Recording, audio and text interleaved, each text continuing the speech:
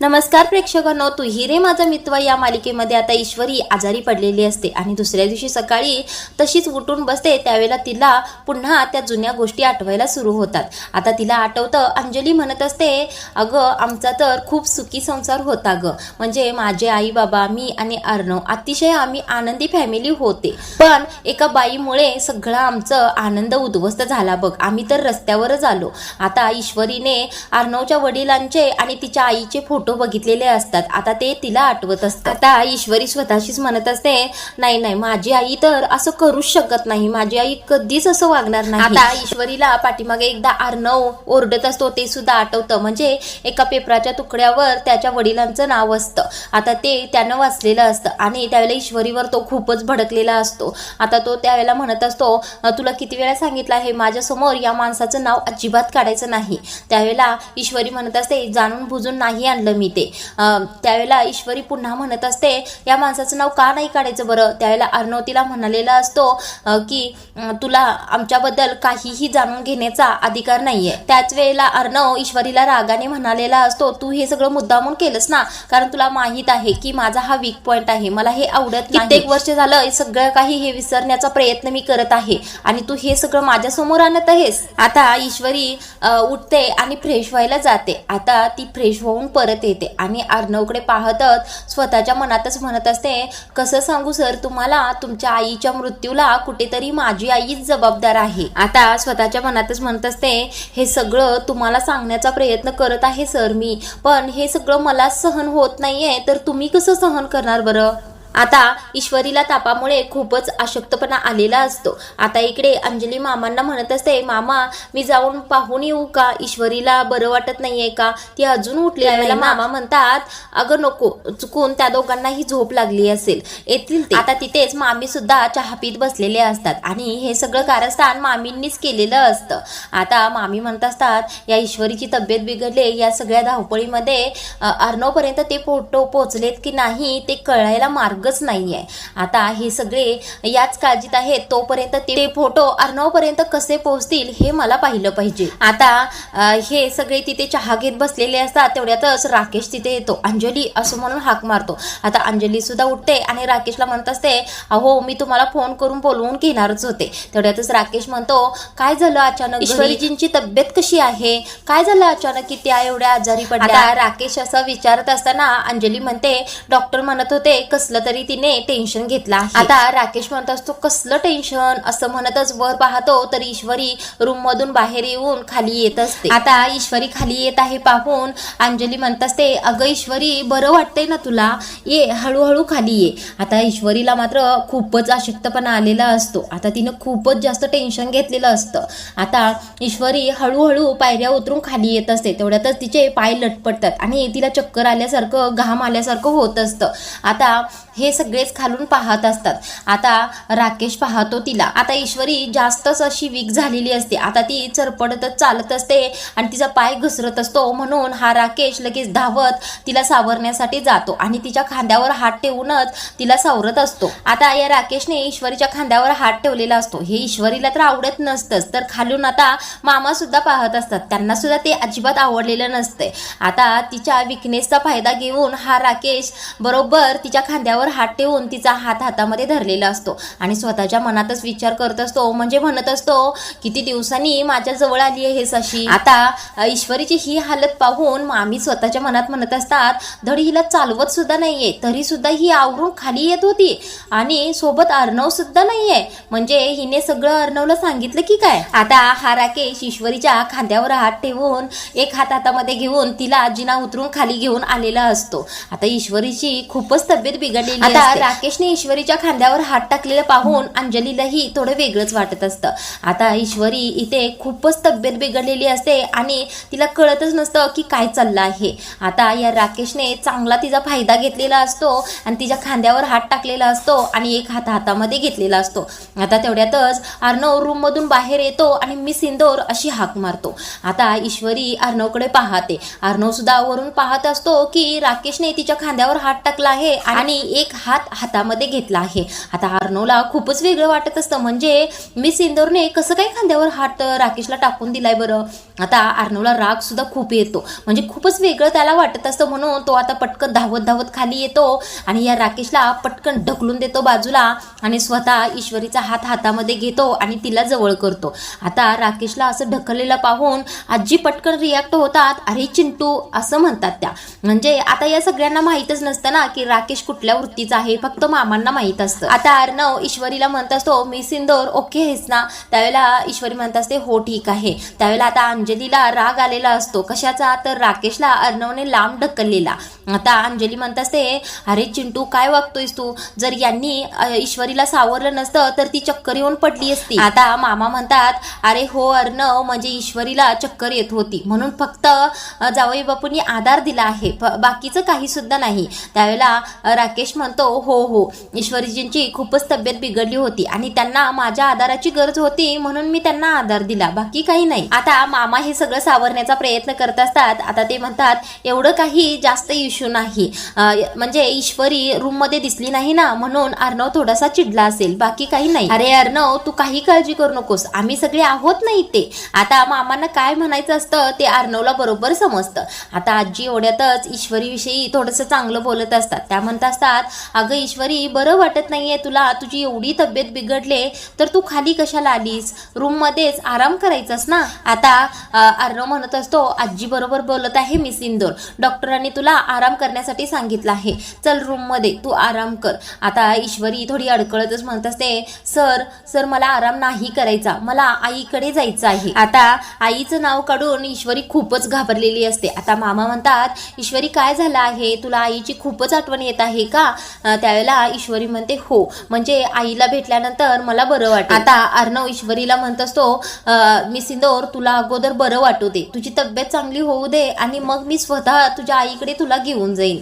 आता ईश्वरी ऐकतच नसते, नाही नाही मला आईला भेटायचं आहे असं म्हणत असते. आता अर्णव काही केले ऐकत नाही. अर्णव म्हणतो चल रूम मध्ये पहिल्यांदा आराम कर असं म्हणून तिला धरूनच रूम मध्ये अर्णव घेऊन जातो. आता हे पाहून मामी म्हणतात अरे बापरे, हा अर्णव तर हिची खूपच काळजी घेत आहे की, म्हणजे अर्णवला यातलं अजून काहीच माहित नाही. आता अंजली राकेशला म्हणत असते तुम्ही बसा मी तुमच्यासाठी कॉफी घेऊन येते. आता अंजली राकेशला म्हणत असते तुम्ही बसा मी तुमच्यासाठी कॉफी घेऊन येते. आता अंजलीला मात्र अर्णवचा थोडासा रागच आलेला असतो. आता इकडे अर्णव ईश्वरीला रूम मध्ये घेऊन येतो आणि आराम कर म्हणत असतो. आता ईश्वरी म्हणत असते नाही सर आराम नाही, मी इथे थोडा वेळ बसते पण मला आईला भेटायचं आहे. आता ईश्वरी म्हणत असते सर आईला भेटल्याशिवाय मला बरं वाटणार नाही, जाऊ दे ना सर. त्यावेळेला अर्णव काही केले ऐकत नसतो आणि तिचा ताप तपासण्यासाठी थर्मामीटर घेऊन येतो. आता ईश्वरी एकसारखीच म्हणत असते सर मला जाऊ दे ना जाऊ दे ना. एवढ्यातच अर्णव तिच्या तोंडामध्ये तो थर्मामीटर घालतो. आता अर्णव म्हणत असतो तुला एवढीच आईची आठवण येत आहे तर मी त्यांनाच घरी बोलवून घेतो ना.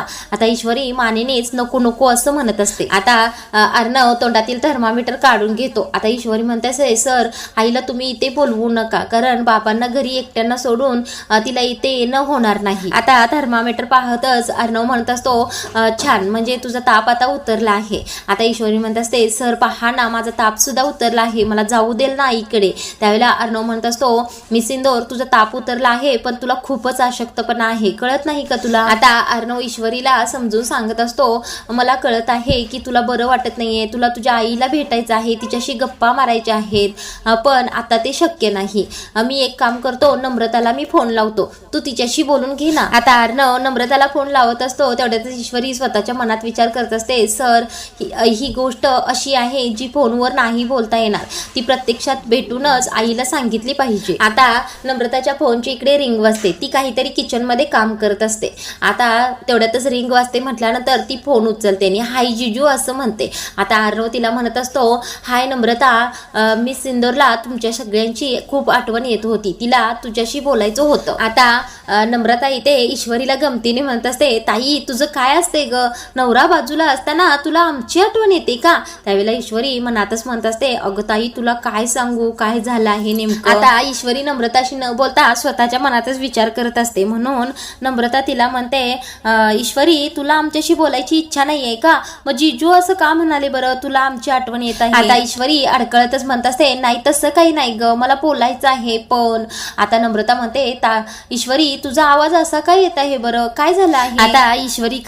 आता ईश्वरीला खरंच नम्रताशी बोलायचं नसतं, म्हणून ती म्हणते ताई आपण नंतर बोलूया. आता अर्णव फोन घेतो आणि नम्रताला म्हणत असतो इंटरेस्टिंग ना, तुला तुझ्याशी ईश्वरीला बोलायचं नाहीये. त्यावेळेला नम्रता सुद्धा हसतच हो म्हणते. आता नम्रता म्हणते जिजू खरं सांगा तिचा एवढा मूड का गेला आहे बरं? त्यावेळेला अर्णव म्हणतो मला नाही माहित, मी काही सुद्धा केलेलं नाही. आता अर्णव नम्रताशी बोलत असतो. आता ईश्वरी हे पाहून स्वतःच्या मनातच विचार करत असते हा सगळा प्रकार जर सरांना कळला तर काय होईल बरं. तेवढ्यातच इकडे अंजली अर्णवचा विचार करत असते. म्हणजे अंजलीला अजिबातच आवडलेलं नसतं अर्णवने असं राकेशला ढकललेलं आणि वारंवार तिला तेच आठवत असतं.